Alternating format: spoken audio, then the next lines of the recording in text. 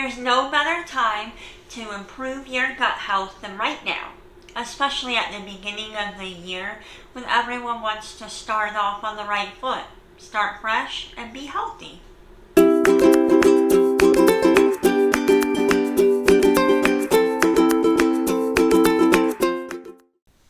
Hi, I'm Alicia from Homemade Homestead. Fermented food is making a comeback, or at least it's becoming a lot more recognized, a lot more popular. You'll see people in the grocery store buying the kombucha. I've seen a lot of sodas come out lately that have prebiotics and probiotics in it. So a lot of people are starting to understand the importance of gut health. But I think that what most people don't really know is the power behind this fermented food. It's not just a drink here or there or based on the taste. It's about the gut health and the bacteria in your microbiome and that gut-brain connection and keeping it well. So there are so many fermented foods out there. Things like sauerkraut, the carrots, fermented pickles, garlic, salsa, there's sourdough, kefir, there's a lot of options when it comes to cultured dairy. There's a ton of things out there. Now, I'll be the first to admit that I lived most of my life not really knowing what fermented food was. I think I may have tried drinking some kombucha years ago, and that was okay. But it wasn't until I went through a season of rough gut trouble that then I needed to make some changes to my life. So I did try to change my diet, and I did take those probiotic capsules, the ones that you always see in stores, on the shelves, or in the fridge, or that you can buy online. But honestly, none of them really made that much of a difference. It wasn't until I started fermenting food at home that it made a significant change in how I felt. And so I started with fermenting vegetables, and then I expanded into kefir.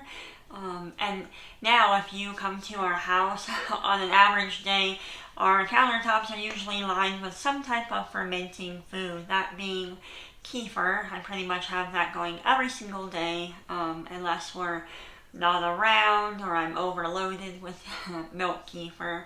But we like to do whey sodas, fermenting lots of vegetables year round. I usually do carrots and garlic and sauerkraut.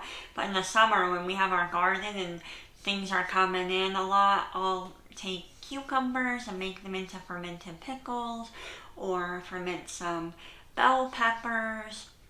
There's so many options of things, and they truly make a world of difference in your gut health. So today I thought that I would show you how to make fermented carrots. They are one of the easiest fermented foods that you can make. They're really tasty, and kids love them because they are super small if you make them into carrot sticks. They're really good on salads. I've heard that they are good on tacos, but I have personally never tried that yet. I usually put on a salad or make it kind of a side dish. But they're very easy. All you need is some sea salt. You'll need some water, make sure it's non-chlorinated, and carrots. It's pretty easy. A couple other things that you'll need are a wide mouth mason jar. I prefer the wide mouth because it's bigger, so it's easier for you to put the carrots down inside of them. And then these two tools are optional. You don't have to have them to ferment, but I use them because I just feel more comfortable. I feel like it's a little bit more hands-off and I know what's going on. But you don't have to have them if you're just starting to ferment. So the first thing is a fermenting weight, and I will add some links in the description box to where you can purchase these things if you're interested. So a fermenting weight. Now, this helps to keep the carrots below the salt water brine. And if you cut your carrots really thick and wide, sometimes they will stay below the brine because they're kind of wedged there below the shoulder here. But if you cut them really little, or you have a couple that float to the top, if you're making them long, then you'll want something that keeps them below that brine, otherwise issues start to happen. Now, I like the fermenting weight. I think the brand is from Mason Tops. I got it on Amazon.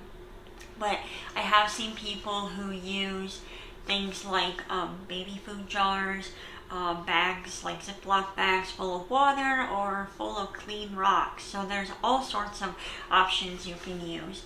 The next thing that you may want to purchase is an airlock lid. There's a lot of different types of fermenting lids out there, and they all have their different benefits, but they all generally kind of do the same thing. I like these from Mason Top. They are silicone. They wash up pretty easily, and they're easy to put on. So I just apply it to the top of the jar and then put my lid on, and there's a teeny tiny hole there that will help to release the gas as the carrots ferment. Now, if you choose not to purchase one of those lids, then you can just put a regular lid on top, a mason jar lid or one of those plastic leak-proof ones are fine. You'll just need to burp the jar over time to release that excess gas that may build up from the fermenting process. So, alright, well, let's get started, and I will show you exactly how you can ferment carrots at home. The ingredients you will need to make fermented carrots are a half pound of carrots cut into sticks and peeled. Or you can leave the peeling on if you prefer. I know that there is a lot of nutrition in the peel, but if you don't like the texture of the peel, or if your carrots are extra dirty or kind of shady looking, has some odd spots on it, you may want to take the peels off. So totally optional, and either way will work out well. You will also need 2 tablespoons of sea salt, or you can use Redmond's real salt or pink Himalayan salt. All of those are great for fermenting. And an optional thing that you may want to add into your fermented carrots are garlic. I suggest about 3 to 5 cloves, or you can add spices like ginger or dill. These will flavor your carrots, but if you prefer to leave them just as is, they are totally delicious with just the sea salt. In a measuring cup, dissolve the salt into about a cup to about a cup and a half of room temperature water. Be sure that you are using non-chlorinated water, as the chlorine will kill the good bacteria that we want in the fermented food. Now you'll want to stir the salt into the water until it's dissolved.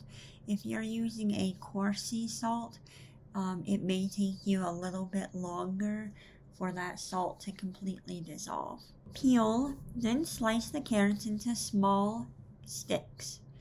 Add the garlic cloves into the jar. Arrange the carrots, wedging them just underneath the shoulder of the jar, leaving about 1 to 2 inches of head space. Pour the brine over the carrots until they are completely covered.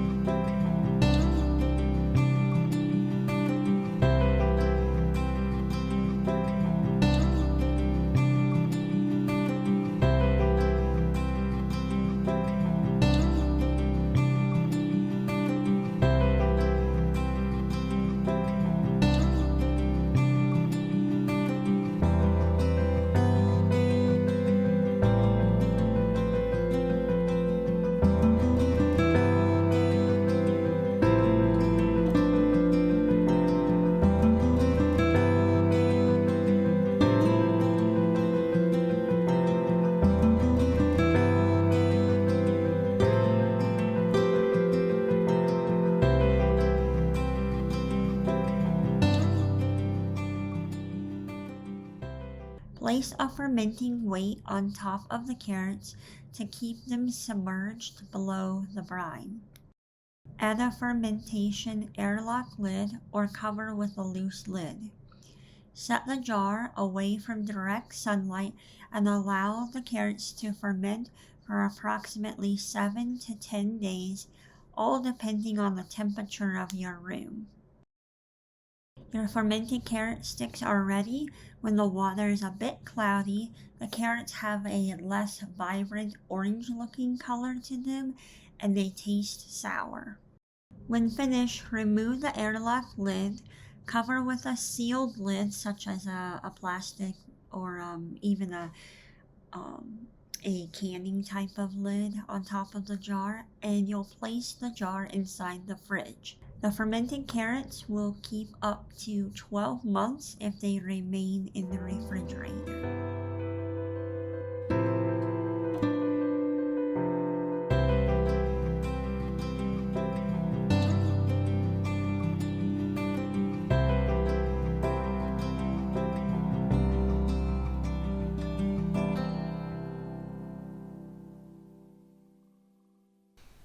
If you're new to fermenting or you've never fermented carrots before, there is a link in the description box to head over to the blog to learn everything you need to know about starting to ferment food at home. There's things on there about fermented food recipes like cultured sour cream, making sauerkraut, kefir, kefir recipes like whey sodas. There's a variety of tutorials there. You'll also find answers to common questions about how long do I ferment, things like what to look for when you ferment, troubleshooting, and everything that you really need to know to successfully ferment and ferment carrots. So, alright friends, well, until next time, I will see you later. Have a great week.